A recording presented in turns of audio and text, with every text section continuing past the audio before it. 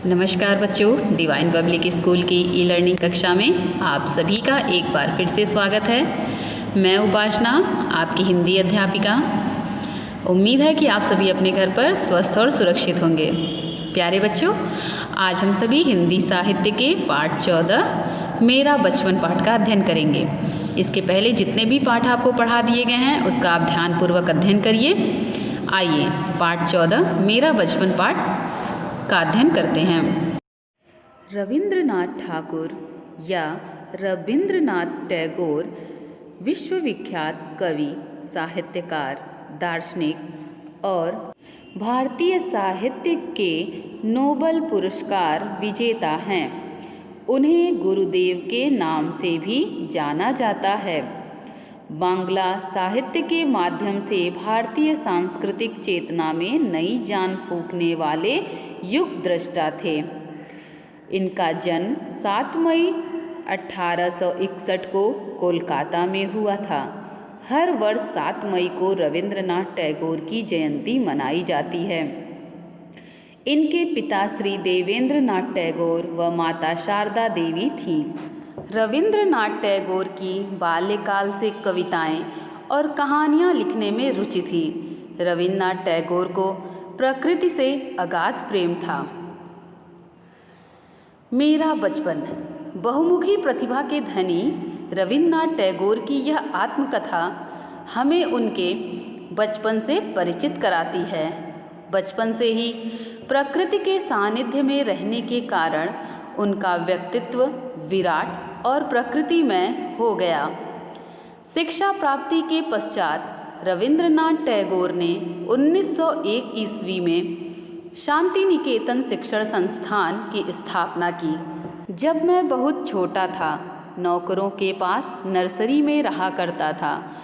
उन दिनों धनी परिवार के लिए यह सामान्य बात थी। बच्चे अपनी माँ को रात में ही देख सकते थे। बीमार होने पर पिता से उनकी मुलाकात और भी कम होती थी। नौकर ही उनकी देखभाल करते और कहानियाँ सुनाते थे।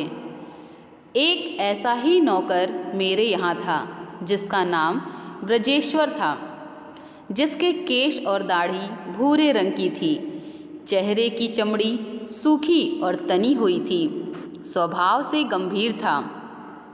सोच समझकर बातें करता था। मैंने सुना था कि पहले वह गांव के किसी स्कूल में पढ़ाया करता था।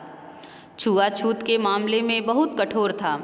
नहाने के लिए तालाब में जाता तो डुबकी लगाने से पहले पानी को 5-6 बार इधर उधर हटाता।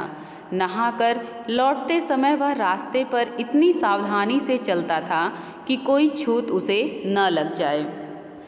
खाने के मामले में वह बहुत लालची था।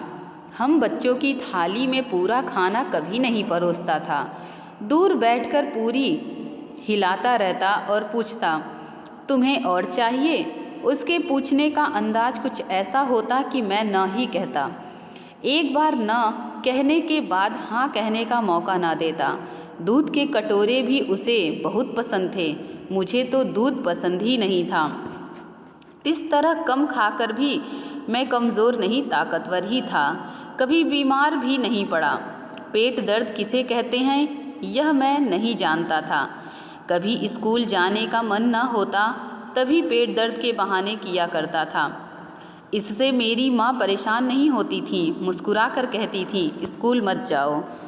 नौकर मुझे रामायण की कहानियाँ भी सुनाया करते थे। इन कहानियों के आधार पर हमें बांधा भी करते थे। जब उन्हें अपने काम से बाहर जाना होता तो मुझे जंगलेदार खिड़की के पास बैठाकर खटिया से चारों ओर लकीर खींच देते।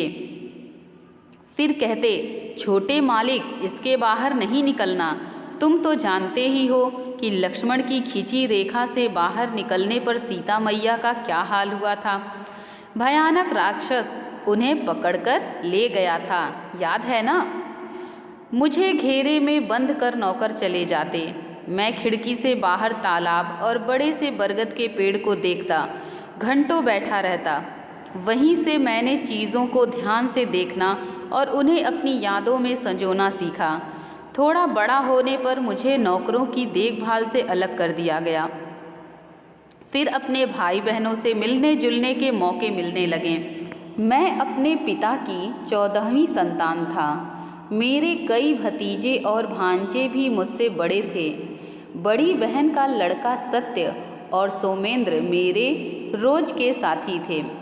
सत्य मुझे एक बात के लिए हमेशा डराता रहता था, शांति निकेतन कभी मत जाना।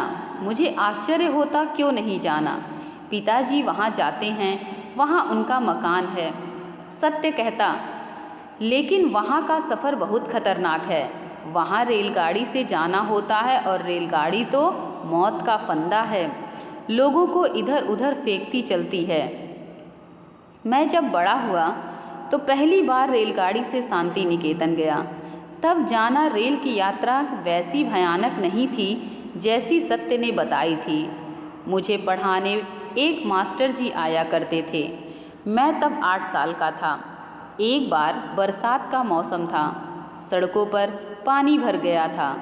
मैं चाह रहा था कि मास्टर जी न आएं, लेकिन मेरी तमाम उम्मीदों को मिट्टी में मिलाते हुए सड़क के मोड़ पर उनका पैबंद लगा काला छाता दिख ही पड़ता था। अब कोई उपाय नहीं था। मुझे नींद भी आने लगी थी। अजीब बात यह थी कि उनके जाते ही मेरी आंखों से नींद गायब हो गई थी। शुरू में स्कूल जाने का मेरा बहुत मन करता था। सुबह सत्य और सोमेंद्र को गाड़ी से स्कूल जाते देख मैं भी रोता गिड़गिड़ाता। आखिर मुझे भी स्कूल भेजा गया। घर पढ़ाने वाले मास्टर जी बहुत नाराज़ हुए। उन्होंने मुझे डांटते हुए कहा, अभी तुम स्कूल जाने की ज़िद कर रहे हो, वह दिन जल्दी ही आने वाला है जब तुम स्कूल न जाने के लिए रोओगे। और सचमुच यह दिन जल्दी ही आ गया। पहले ही दिन से मुझे स्कूल से नफरत हो गई। प्रकृति और खुले आकाश से दूर एक अलग कमरे में बंद होकर पढ़ना मुझे खराब लगता था। मैं स्कूल से छुट्टी के समय सोचता, जो मुंशी जी मेरे भाइयों को अरबी फ़ारसी पढ़ाते थे, उनसे छुट्टी के लिए क्लास टीचर को अर्जी लिखवाने की विनती करता। लेकिन स्कूल में विज्ञान और चित्रकारी में मुझे मज़ा आता था। उन्हीं दिनों मैं कविता भी लिखने लगा। एक कॉपी में कविता लिखकर उसे जेब में लिए फिरता। सत्य और सोमेंद्र ने वे कविताएं पढ़ीं तो उन्हें आश्चर्य हुआ।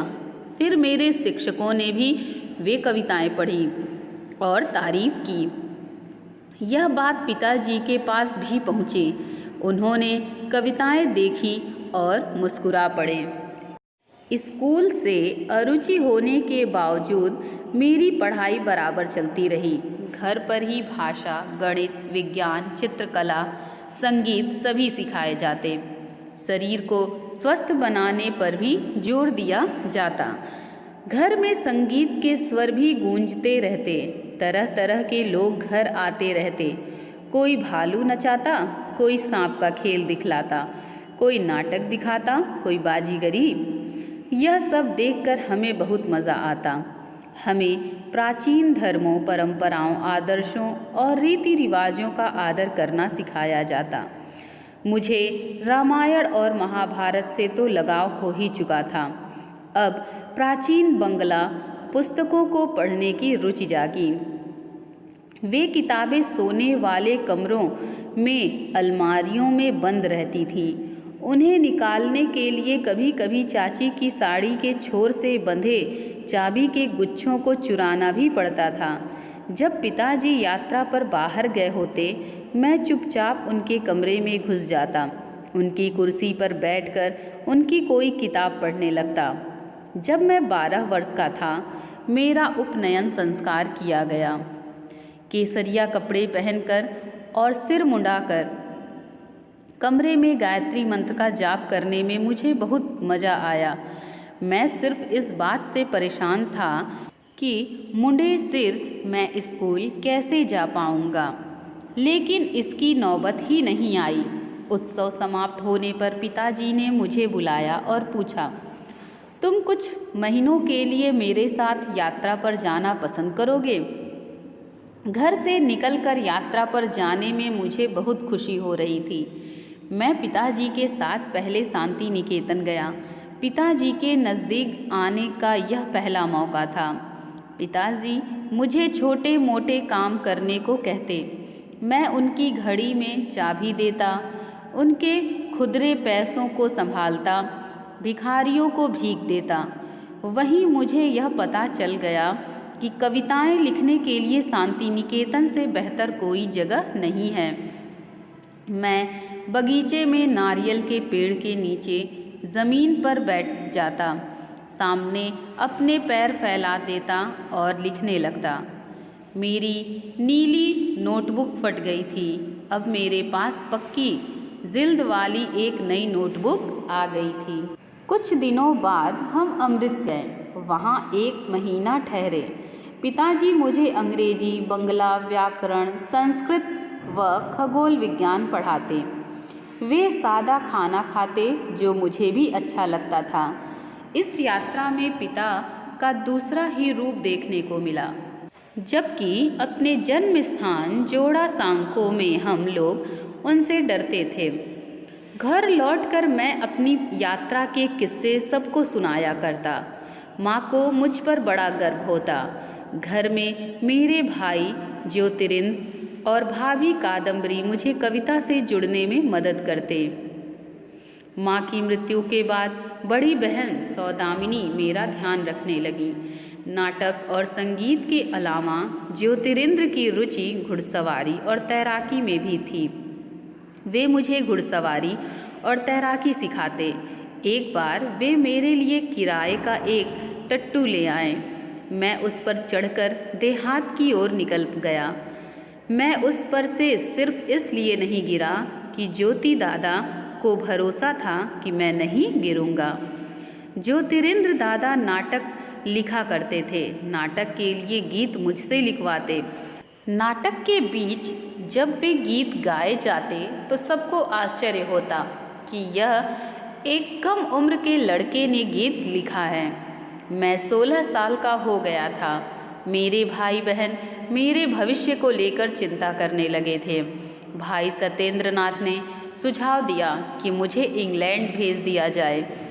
मुझे वहाँ मैट्रिकुलेशन की परीक्षा पास कर कानून की पढ़ाई करनी थी।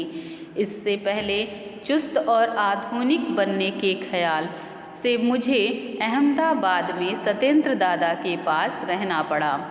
अहमदाबाद और मुंबई में 6 महीने रहने के बाद मेरे इंग्लैंड रवाना होने का वक्त आ गया। 20 सितंबर 1878 की शाम के 5 बजे मैं पूना नाम के समुद्री जहाज से मुंबई से इंग्लैंड के लिए रवाना हुआ। डेक की रेलिंग के पास अकेले खड़ा मैं जेटी और जहाज के बीच का बढ़ता हुआ अंतर देखता रहा। अचानक मुझे उदासी ने घेर लिया। मैं अपने पीछे भारत का किनारा ही नहीं, अपने बचपन को भी छोड़े जा रहा था। मैं फौरन डेक से हट गया और अपने केबिन में जाकर लेट गया। तो प्यारे बच्चों, इस पाठ से संबंधित जो आपका गृह कार्य है वह इस प्रकार है। कठिन शब्दों को 3 बार लिखकर उसका अभ्यास कीजिए। शब्दार्थ लिखिए और याद कीजिए। लघु तथा दीर्घ उत्तरीय प्रश्नों के प्रश्न संख्या क, ख और ग का उत्तर अपनी हिंदी की उत्तर पुस्तिका में लिखिए। आशा है कि यह पाठ आपको समझ में आया होगा। धन्यवाद।